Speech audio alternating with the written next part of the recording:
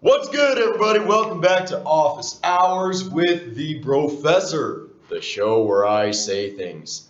Today, Origins of Chinese Civilization, Part 5, The Rise of the Shang Dynasty.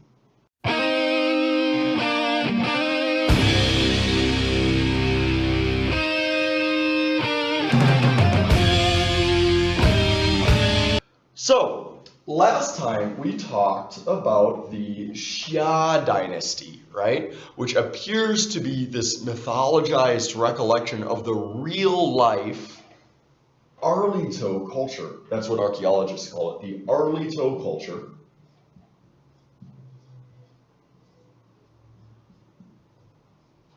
Okay. And this culture existed during the first half of the second millennium BC. So we're talking 4 kya, or 1,000 years ago, to about 3.5 kya. Okay, so 4,000 years ago to about 3,500 years ago. Okay, and this dynasty was founded by my main man, Dai Yu, and remained in the hands of his descendants. Okay, so 4, maybe 5 centuries passed, and finally this incompetent and sadistic alcoholic named Jie became king. Okay, so let's write down Jie. Excuse me. Jie of Xia. And Jie was this horrible guy. He was this alcoholic who his favorite thing to do was, and this is quite ridiculous, but he would get drunk and, get this, force his officials to give him piggyback rides around his palace. What? Hey! It's the king, the crook, bitch! And anyone who said, "No, Your Highness, you're a grown man, that's ridiculous," was put to death. Needless to say, this did not endear him to his vassals, who around 1600 BC got tired of his bullshit. They got tired of his bullshit and deposed him. Now, the leader of the rebels was Lord Tang of Shang. Okay, so we have Jie of Xia around 1600 BC, overthrown by Tang of Shang. Okay, so whoops, there goes my pen cap. Not that I need it anyway. So we have this new boss, this new guy, Tang of Shang, okay, and so the dynasty that he founded, therefore, was known as the Shang Dynasty, okay? So it is worth noting here that 1600 BC more or less lines up with the Arlito culture's collapse, further evidence that it was the center of what would later be remembered as the Xia Dynasty. Meanwhile, the sites at places like Arligang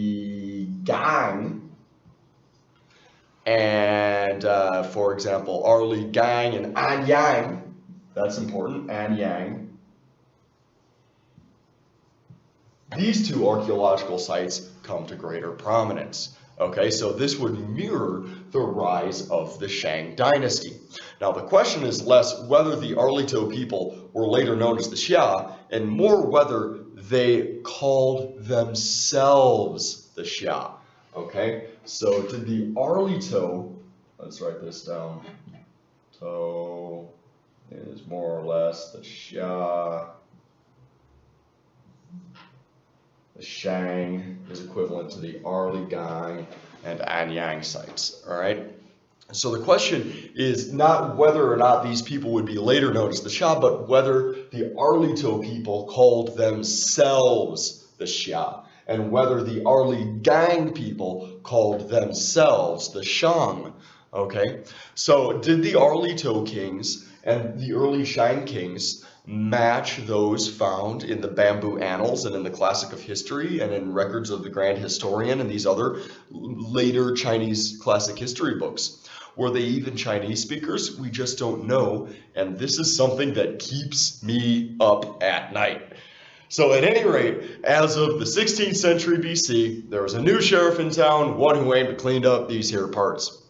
Now Tang, who is now king, seems to have been a pretty cool dude. So during his reign, there was a drought so bad that the poor farmers had to sell their kids off into slavery. When Tang found out about this, he had a bunch of gold distributed to the people so they could buy their kids back, and presumably some food also, because otherwise they'd be back to square one.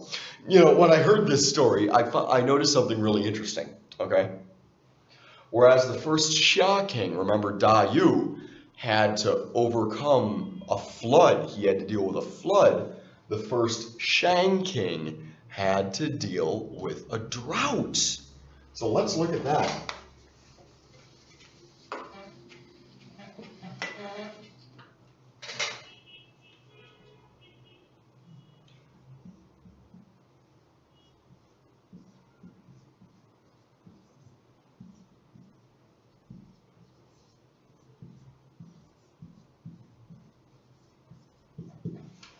So whereas the first Xia king, Yu the Great, or Da Yu, had to deal with a flood, the first Shang king, Tang, had to deal with a drought.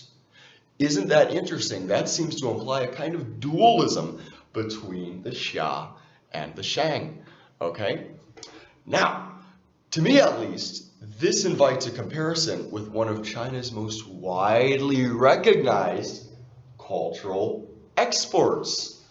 What is it? The yin-yang sign.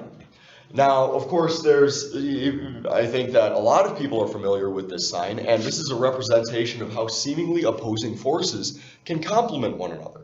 So, for instance, let's make this one dark. Okay, so this one, yin, okay, represents variously femininity, darkness, negativity, overcast weather, and hence water, female genitalia, or darkness, all right? Or even the moon, all right? And on the other hand, this one, yang,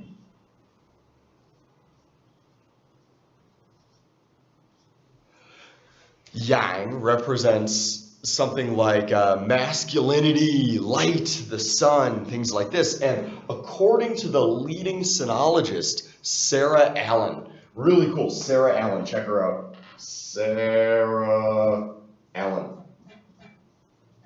I think it's A-N. The Xia Dynasty was associated with water and darkness. The Shang Dynasty was associated with light and fire. And, you know, we would also have the flood and the drought. Okay, so it therefore seems possible that every time we see someone walking around with a yin-yang t-shirt or a tattoo, we're actually looking at a cultural concept with extremely deep roots, maybe as old as the Shang Dynasty itself or older.